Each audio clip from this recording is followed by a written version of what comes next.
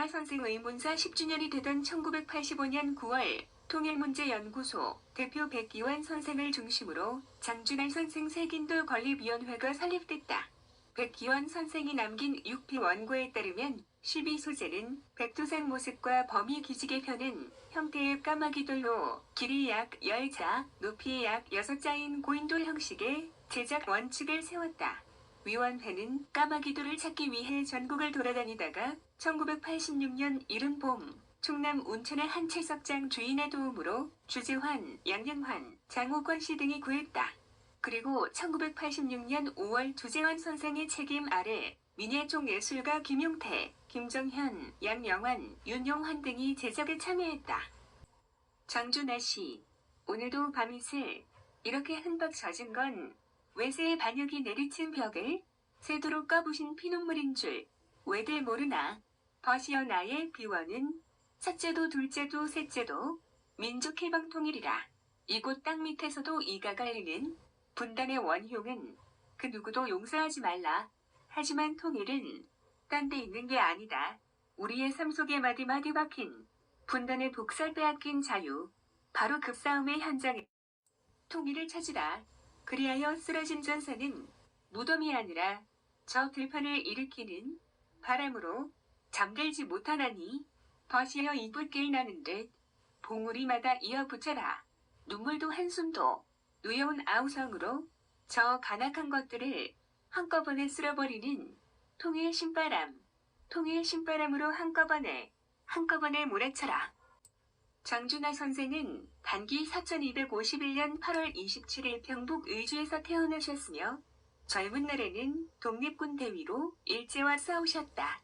8.15 해방 이후에는 한때 백범 김구 선생의 비서를 역임하시고 이승만 독재와 박정희 군사 독재와 싸우시다가 그 싸움의 결정적 고비인 단기 4308년 8월 17일 박정희로부터 경기도 포천 약사봉에서 원통하게도 안살당하셨다. 선생은 일찍이 모든 통일은 좋은가, 모든 통일은 좋다고 하심으로써 분단은 제국주의의 침략이여 따라서 분단 침략과의 싸움 통일만이 민족사의 전진임을 설파하시었다. 통일운동 45년 6월 30일 장준하 선생은 1944년 일본군에 징집됐다가 6개월 만에 탈출해 광복군 간부 훈련을 받고 대한민국 임시정부 한국광복군 제2주대에 배속됐다. 해방 후에는 잡지, 사상기를 간행하면서 민주화 운동에 뛰어들었다가 여러 차례 투옥됐으며 유신체제 반대 운동을 벌이던 1975년 8월 17일 포천 약사봉에서 의몽사했다. 색인돌에 새겨넣을 글은 백기환 선생이 적시했고 개운재 선생이 글씨를 써 이를 조각가 윤용환 씨가 도맡아 1986년 가을 자신의 고향시 일산 작업장에서 완성했다. 위원회는 이 색인돌을 서울 남산과 백범묘지가 있는 효창공원에 세우려고 하였으나 당시 정부 당국의 불허로 윤용환 조각가 작업실에 보관했다. 1988년 2월 장준하 선생을 따르는 동지들과 지인 등은 색인돌 건립 부지 마련을 위해 김도현 선생을 중심으로 모금 운동에 나서 1,000만 원을 모았고 고양군 벽지읍내 유리와 파주시 조리 장곡리 경계에 있는 군 방호벽 주변 땅 486평을 백기환 선생의 지인인 이아무개 씨 명의로 구입했다. 동해로 오게 된 배경. 드디어 1989년 7월 19일 장준하 선생 색인돌이 통일의 길목 파주장곡리 검문소 주변 군 방호벽 사이에 세워졌다. 통일의 길목에 세워졌다가 괴한들의 색인돌에 3일간 불을 지르거나 거적을 덮어 추모객들의 접근을 차단하는 등 시련을 겪었던 민족 지도자 장준하 선생의 색인돌이 불의의 순환을 겪는다. 그 후 위원회가 모금에 구입한 땅 명의를 대신했던 이 아무개 씨가 2002년 9월 13일 위원회 몰래 국민은행 불광동 지점에 근저당을 설정해 6,110만 원을 빌린 후 이 땅의 소유권을 자신의 딸에게 넘겼다. 위원회는 이 아무개 씨와 딸에게 내용 증명을 보내는 등 소유권 반환을 요구했으나 이 아무개 씨가 되레 자신의 땅이라며 막무가내로 나와 법적 대응을 검토했으나 위원회는 그래도 장준하 선생을 쫓아다닌 민주인사인데 법적 싸움을 벌이는 것이 옳지 않다. 라고 판단했다. 위원회는 결국 색인돌을 2005년 봄 통일문제연구소가 노남에 끼마실 집을 짓기 위해 강원도 동해시 이기리의 사둔 부지로 옮겼다. 이때 김웅우의 도움이 있었다. 문제는 지금부터 파주 신문기사 세긴도를 파주시 판현면 통일 동산에 있는 장준하 공원으로 이전하기 위해 파주 시민들이 모여 창립한 장준하 12.2전위원회 이경영 위원장은 2020년 1월 16일 서울 프레스센터 기자클럽에서 통일문제연구소를 대표한 최열 환경재단 이사장을 만나 세긴돌 파주 이전에 대한 파주 시민의 입장을 전했다.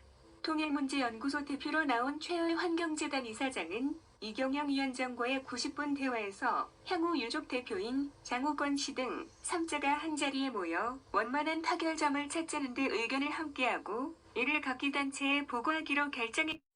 현재 백기환 선생은 체중이 37kg으로 장준하 12.2전위원회가 수차례 병문안을 시도했으나 면담을 할 수 없을 정도로 병세가 위중한 상태인 것으로 알려졌다.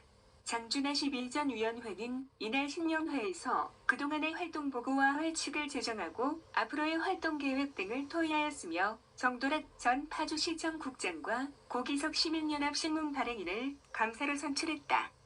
12는 아무도 모르게 백두대간을 떠날 수 있다.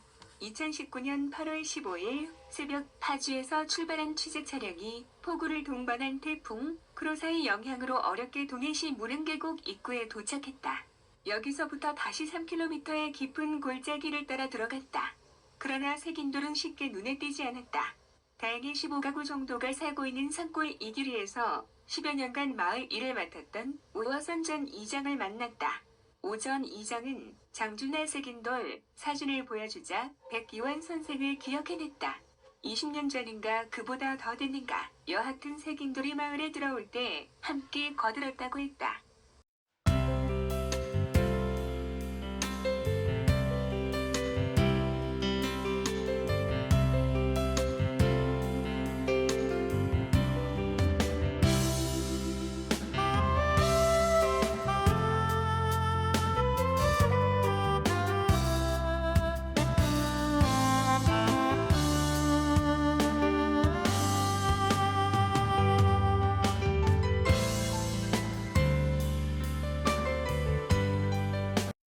장준하 12가 왜 동해에 왔는가? 12는 우리가 모셔온 것이 아니라 12가 여기를 찾아온 것이다. 장준하 선생의 훈령이 백두산에서 범인회를 달리는 길목백두대간의 중심을 찾아온 것이다. 동해는 삼화사천년 고찰이 있고 이승휘의 제왕운기가 있고 조선 건국신화가 있고 임진릉 때 5천여 명이 목숨을 바쳐 지킨 두타산 성전투가 있는 애국심이 발로 되는 나라 사랑 교육 현장이다. 산자가 따라야 할 장준하 선생의 통일 애국심이 담긴 시비야말로 마땅히 있을 곳을 찾아온 것이다.